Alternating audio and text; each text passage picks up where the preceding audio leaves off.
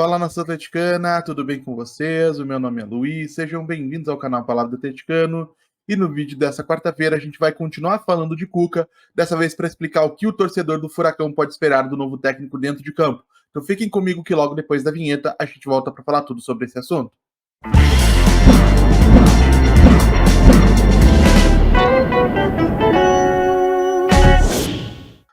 Então vamos lá para falar de Alex Stival, o famoso Cuca, técnico paranaense que assinou o contrato com o Furacão até dezembro de 2024.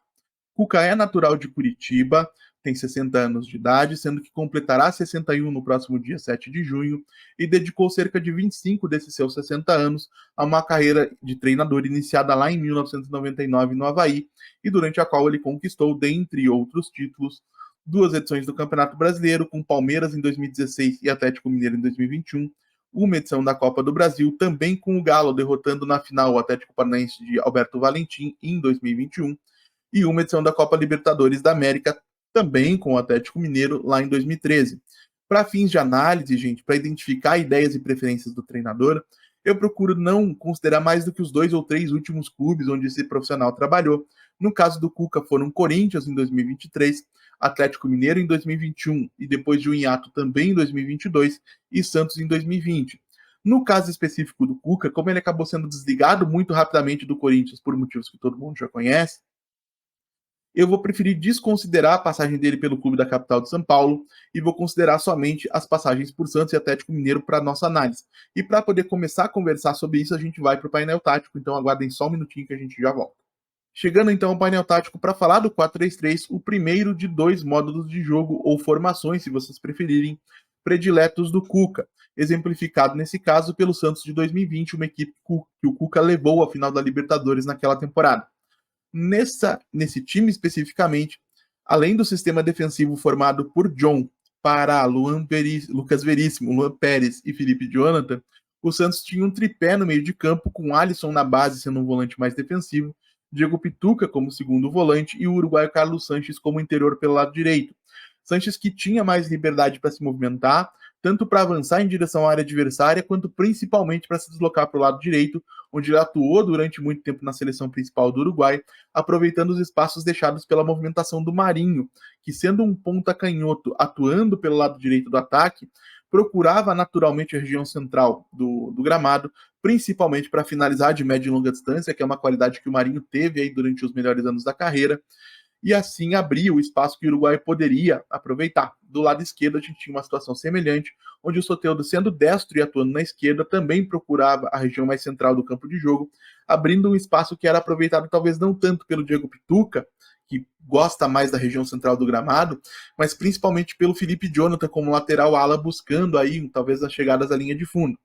No comando do ataque, a gente tem talvez um primeiro diferencial em termos de ideia. O Santos não tinha um centroavantão pesado, de pouca mobilidade, né, um famoso homem-gol. O que a gente tinha era um Caio Jorge, jogador que atualmente pertence à Juventus, e que, se eu não estiver enganado, está emprestado ao Frosinone, recuando no gramado e abrindo espaço na região central do ataque, onde Soteldo, Marinho, Carlos Sanches e eventualmente Diego Pituca poderiam aparecer para definir as jogadas. O Caio Jorge era até bastante criticado por fazer poucos gols, o que talvez pouca gente entendesse era a importância que ele tinha na estruturação coletiva da equipe e como o papel que ele executava era fundamental para que esse coletivo funcionasse. Para falar da próxima formação preferida do Cuca, a gente vai ter que mudar de painel. Só um minutinho, a gente já volta. Continuando então com o Atlético Mineiro de 2021 no campo de jogo, uma equipe que o Cuca fez campeã da Copa do Brasil e do Campeonato Brasileiro na mesma temporada, posicionada durante a maior parte daquele torneio em um 4-2-3-1, que tinha Everson no gol, Mariano pelo lado direito, um pouquinho mais preso em relação ao Guilherme Arana, que atuava do lado esquerdo, e uma dupla de zagueiros formada por Nathan Silva e Júnior Alonso. No meio de campo, a dupla de volantes inicialmente foi Alain e Tietê no começo da temporada, mas no finalzinho a gente já tinha formada a dupla Alain e Jair, que acabou se consolidando ao longo do ano, e à frente deles Nátio Fernandes, meio-campista argentino, que chegou com muita pompa do River Plate, porque era um grande destaque de um dos principais times do continente, um articulador argentino mais clássico, de menos pegada, mais um ritmo mais controlado de jogo,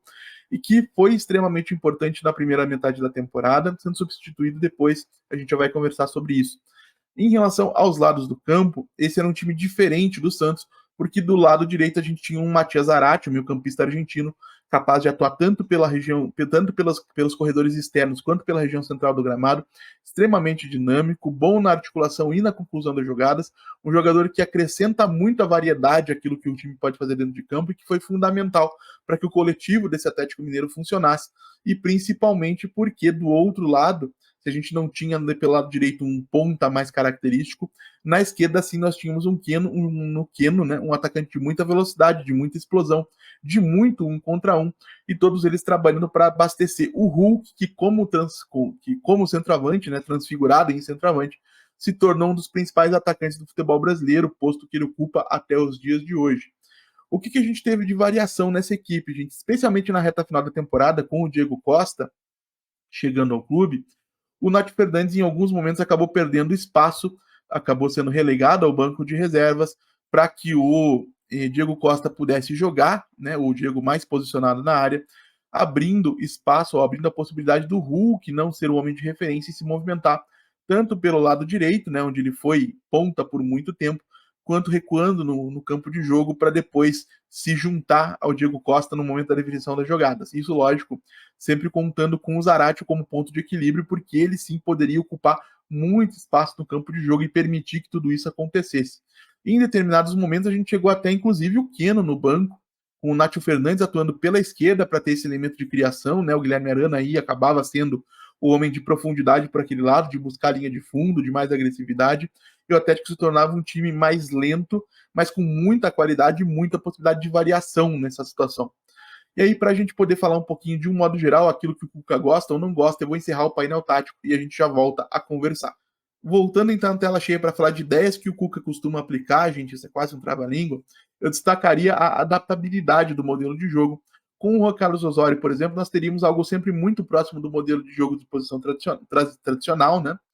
E com o Cuca isso deve ser mais adaptável. A gente pode ver tanto o Atlético dominando com a posse de bola, temporizando as jogadas, construindo com a bola nos pés,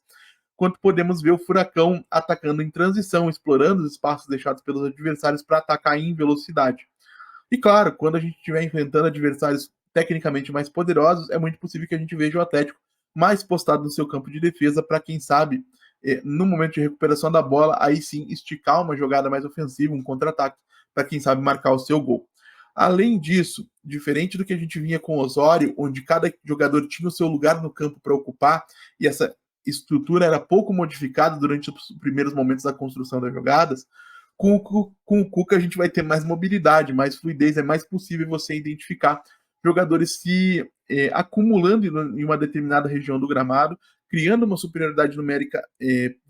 provisória, né, ou temporária naquela região, para poder dar sequência nas jogadas. A gente não vai ter o time tão estático ou tão estruturado, dependendo de uma série de movimentos previamente orquestrados para poder construir. Em relação à saída de bola, o Cuca tem diversas maneiras de fazer isso. Se com o Osório a gente tinha sempre o 3+1 com a presença do Fernandinho como elemento de apoio, com o Cuca a gente vai ter sim alguns momentos de saída lavoupiana, ou seja, com o volante se posicionando entre os zagueiros e possibilitando a aproximação dos interiores ou até do meio atacante, né? A gente vai ter em alguns outros momentos o lateral fechando por dentro, um lateral fechando por dentro para ajudar a construir. Então a equipe vai ter bastante mutação nesse sentido, e isso vai ser importante para poder não somente se adaptar às exigências de cada adversário, como principalmente para ter variações, né? Alguma coisa que vem faltando ou vinha faltando nesse início de temporada do Atlético, pelo menos na minha avaliação.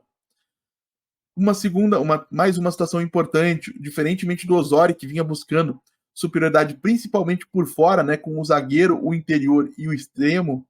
de cada lado, né, vamos dizer assim, com Madson ou Kaique Rocha, Eric e, sei lá, Canobi do lado direito, e do outro lado Gamarra, Filipinho e Coelho, por exemplo. Com o Cuca, a superioridade numérica vai ser buscada primeiramente por dentro, para que a gente possa dominar, para que a gente possa ocupar melhor os espaços, e o lado externo do campo vai ser utilizado, claro, como um elemento de amplitude, como elemento de apoio, mas o Cuca prefere ou tem preferido nesses últimos trabalhos construir por dentro. Vamos ver o que mais eu anotei aqui para falar com vocês. Em relação aí à recomposição defensiva, Se com o Osório a tendência é que a gente tivesse um Atlético marcando pressão na maior parte do tempo, por exemplo, com o Cuca, de um modo geral, a gente vai ter o Atlético em standard, né, em padrão, marcando com bloco médio, tendo sim a possibilidade de fazer pressão sempre que o jogo permitir, em momentos específicos ou contra adversários específicos. E diferente do que aconteceria com o Osório, onde a marcação era um pouco mais zonal, com o Cuca a gente vai ter encaixes individuais, né? Cada jogador vai ter o seu enfrentamento próprio e nesse contexto vai ser fundamental que cada um vença os seus duelos, porque na soma desses duelos vencidos você vai conquistando dominância na partida para aí sim poder construir uma vantagem no placar, né, e impedir que o adversário jogue.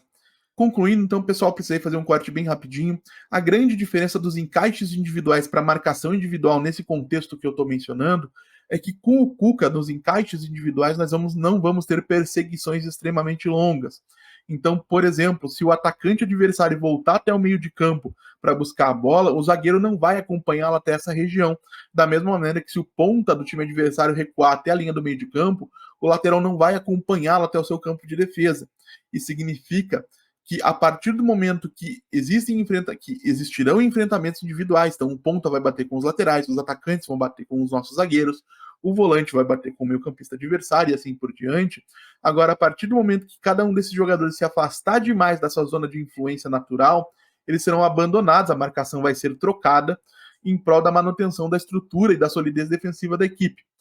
E de um modo geral, é isso, gente. Então a gente vai ter realmente bastante mudanças em relação àquilo que a gente via com o Osório. É natural que o Cuca vá precisar de tempo para conseguir aprofundar e criar versatilidade nessa equipe. Então não vai ser do dia para a noite. A gente vai ver um Atlético diferente nesse final de semana, mas esse Atlético tende a ganhar corpo em outra direção em relação ao caminho que nós estávamos tomando com o Osório a partir de talvez 3 semanas, 4 semanas, 3 semanas, um mês e pouco, a gente vai ver um time mais com a cara do Cuca, conforme o tempo for passando. Lógico, sempre digo que o tempo é um elemento fundamental para o desenvolvimento do trabalho de qualquer treinador.